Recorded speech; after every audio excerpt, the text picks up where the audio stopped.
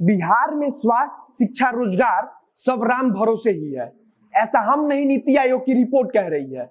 2019 में जब नीति आयोग की रिपोर्ट आई तब बिहार सरकार के पैरों तले जमीन खिसक गई थी, क्योंकि जो सरकार सब बदलने का दावा कर रही थी, नीति आयोग की रिपोर्ट में ठीक इसके उल्टा हुआ। नीति आयोग ने बिहार को बड़े राज्यों में अपनी सूची में सबसे निचले वाले पायदान पर रखा था। हमें और हमारी सरकार को शर्म आनी चाहिए कि आखिर हम कब तक दुनिया के सामने अपनी कमियों को गौरवशाली इतिहास के भरोसे ढकते रहेंगे।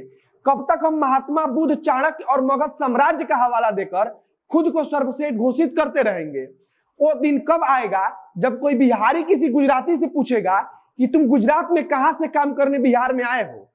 आज नीति आयोग द्वारा दी गई उस रिपोर्ट के एक एक आंकड़े का जिक्र करेंगे और नीतीश जी की आंखों पर जो पट्टी बंधा है उसे हटाने का प्रयास करेंगे। तो आगे बात करने से पहले अपना परिचय दे देता हूं। नमस्कार, मेरा नाम है मोहित कुमार सिंह और आप देख रहे हैं जनता जंक्शन। स्वास्थ्य एवं परिवार कल्याण मंत्रालय तथा विश्व बैंक के तकनीकी सहयोग से नीति आयोग की स्वस्थ राज्य प्रगतिशील भारत शीर्षक से एक रिपोर्ट तैयार की गई थी। इस रिपोर्ट में राज्यों को उसके प्रदर्शन के अनुसार रैंकिंग दिया गया था। रिपोर्ट के अनुसार बिहार की स्वास्थ्य सुविधा पहले के मुकाबले और खराब हुई है। रिपोर्ट के अनुसार वर्ष 2015-16 की तुलना में 2017-18 में स्वास्थ्य क्षेत्र में बिहार का संपूर्ण प्रदर्शन सूचांक 6.35 अंक गिरा है।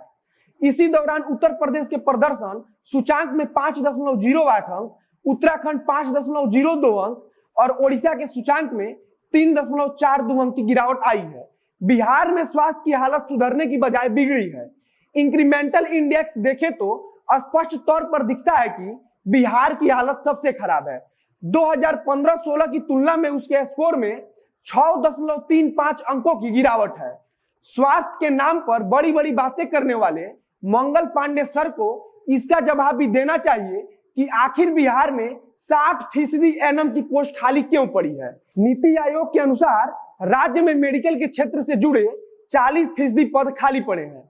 बिहार के सरकारी अस्पतालों में 59% डॉक्टरों का सीट खाली पड़ा है। अब जब डॉक्टर ही नहीं रहेगा तो इलाज कहां से होगा? कौन करेगा मरीजों का इलाज? अब जब सरकारी अस्पतालों में डॉक्टर नहीं रहेगा तो लोग प्राइवेट अस्पताल की तरफ देखते हैं और आखिरी में अपनी जिंदगी भर की कमाई उस अस्पताल को देकर चले आते हैं। आप सरकारी व्यवस्था का बात कर रहे हैं सर। सरकारी व्यवस्था अगर अच्छा होता तो आज बिहार का शिशु मृत्यु दर देश के औसत से ज्यादा नहीं होता। आज कुपोषण के सबसे ज्यादा मामले बिहार में नहीं होते।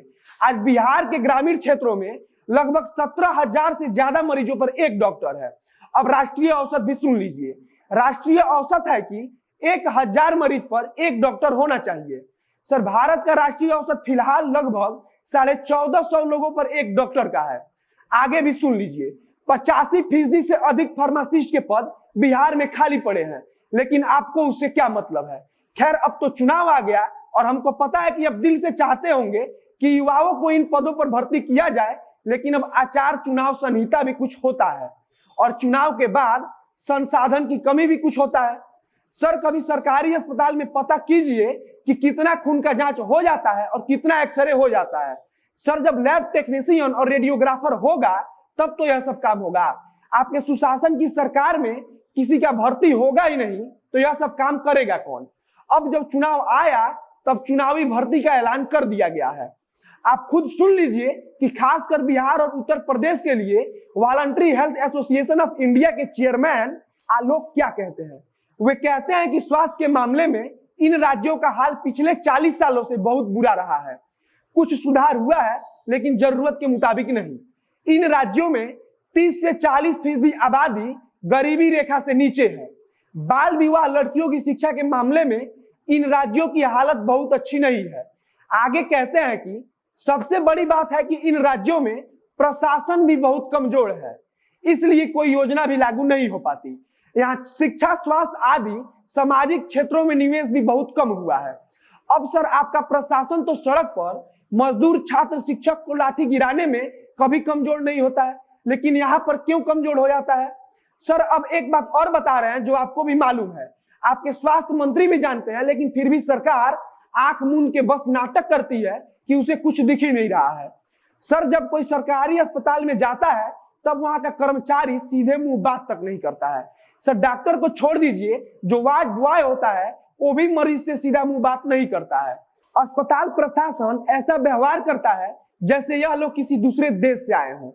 इसी बात को ध्यान में रखकर voluntary health association of India के चेयरमैन कहते हैं, हमें सरकारी अस्पतालों की प्रशासनिक व्यवस्था ठीक करनी होगी। एम्स जैसे अस्पतालों में दबाव इसलिए भी बढ़ गया है क्योंकि कोई प्राइमरी हेल्थ केयर में जाना ही नहीं चाहता है।